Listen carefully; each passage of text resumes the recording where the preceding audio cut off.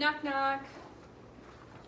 Hi, my name is Franchesca. I am a nursing student here at St. Francis. Hold on, I'm gonna look that up.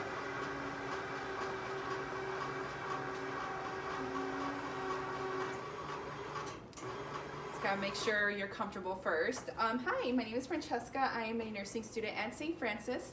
I'm here to do your postpartum assessment.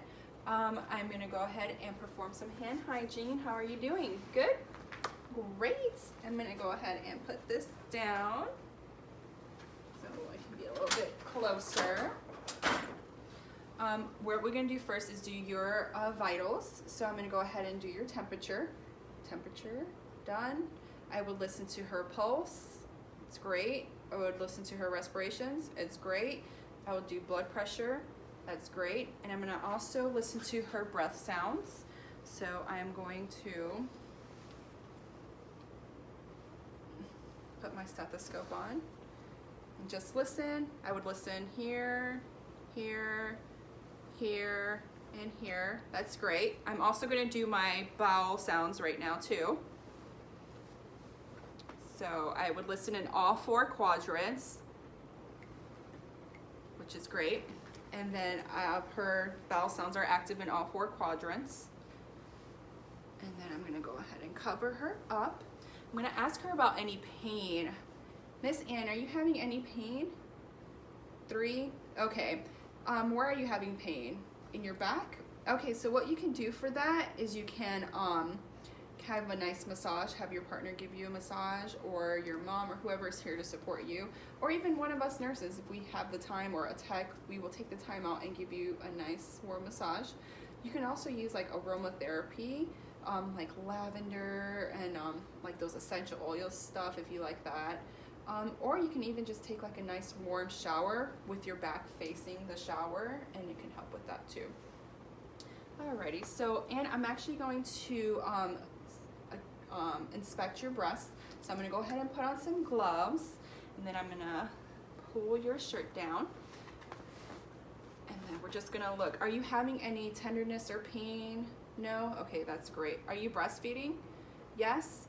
I am palpating right now, and I'm noting any warm spots, any tenderness, any lumps. Anne did say she was breastfeeding. So what you can do with breastfeeding is for babies, just a way to delatch them, because your nipples are looking fine right now. They're very intact and they're great. But to help keep that up, what you would want to do is when you detach the baby off the nipple, just kind of put your finger in the corner of their mouth and have them feel that they release, and then take them off instead of just, you know, kind of taking baby off. Also, if you're having like any breast pain in the future, you can use ice bags to help that. Some women also use kind of like cabbage leaves or anything like that. Whatever just kind of soothes that pain for that. Okay, so now I'm gonna go ahead and assess your uterus. So what I'm gonna do is I'm gonna put the head of the bed flat. That allows me to see your uterus better.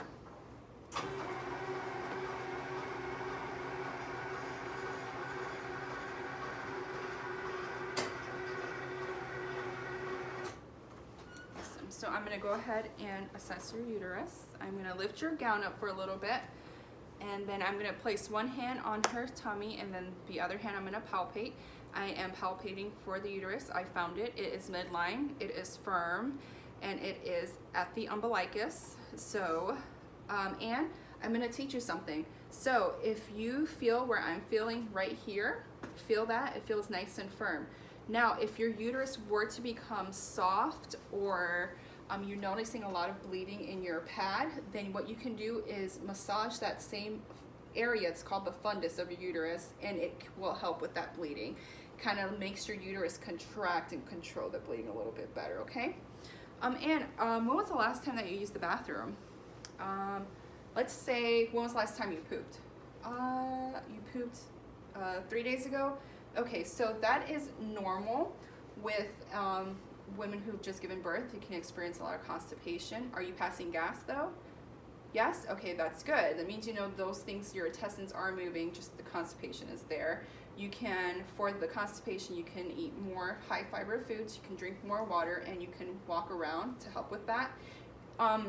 every shift, the nurses will offer you a stool softener, and that can help with that too.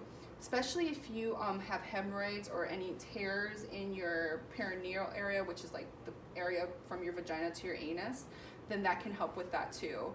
It'll just make kind of take the pressure off of that area. So next thing is your bladder.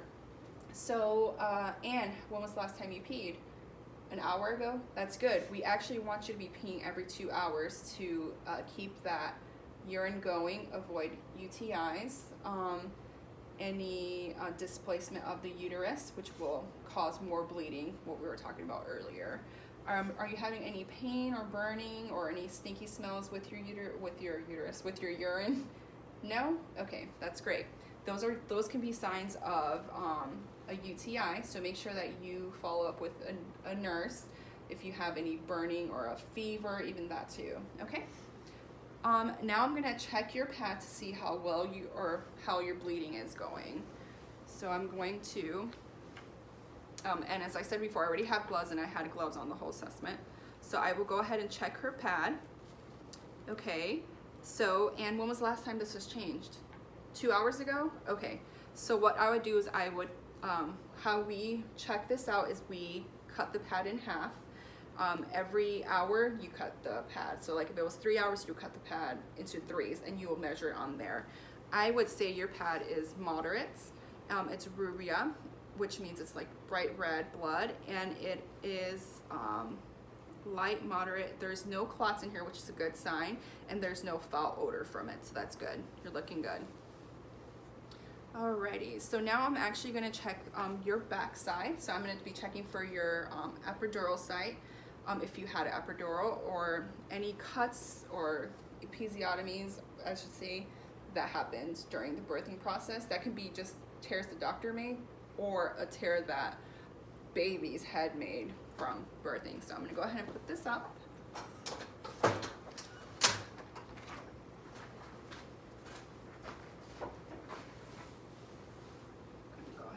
Cover you because we are going to turn you. Okay, so now I'm going to turn Miss Anne. She's going to roll over. Alrighty, so for Miss Anne, let's get her a little closer. So Miss Anne did not have anything done to her spine, but she did have it seems like an epidural. It's covered. The dressing is dry and intact. If I were to change this, I would use RETA, which is redness, ecchymosis, edema, drainage, or approximation. So I would go ahead and move down and look at her perineal area.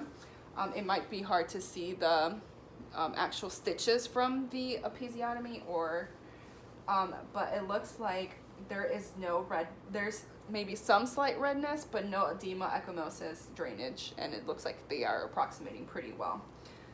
So I'll go ahead and cover her up there. And we are done with that.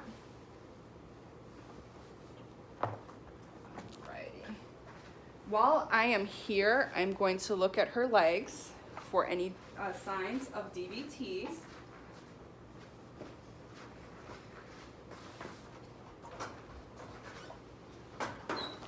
Safety first. For any signs of DVTs. So with that, I'm going to look at both of her legs. And are you experiencing any pain with your legs? Yeah, she may have some soreness because, you know, sometimes women, when they give birth, the leg position may cause some soreness. But what I'm looking for here is specific pain in a certain area in her leg and only on one leg. I'm also looking for swelling, any redness, or any warmth from her legs, and this would be unilateral if it was DVT. So, and your legs look fine. But since you are sitting down, or if you're not ambulating enough, it would be wise to walk around more.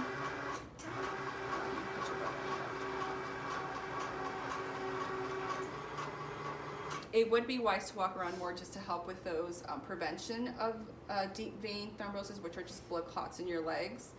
Just to walk around, and that will also help with the constipation and also the uterus too, the whole bleeding ordeal there too. So, Anne is very calm and cooperative. She's been pleasant this whole time.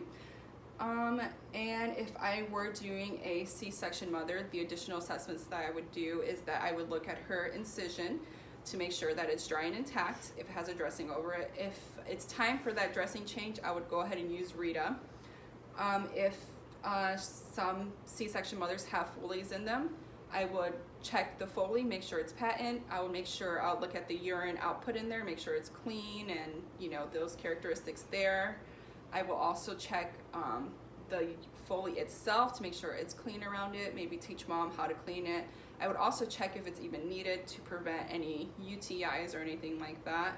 I would also check her IV to make sure that it's patent and there's no infiltration signs there, that it's closed or whatnot, whatever the order is for her IV. And that is it. I'll ask mom if she needs anything. Hey mom, do you need anything I can get for you? And she says no, she's fine, and that's good.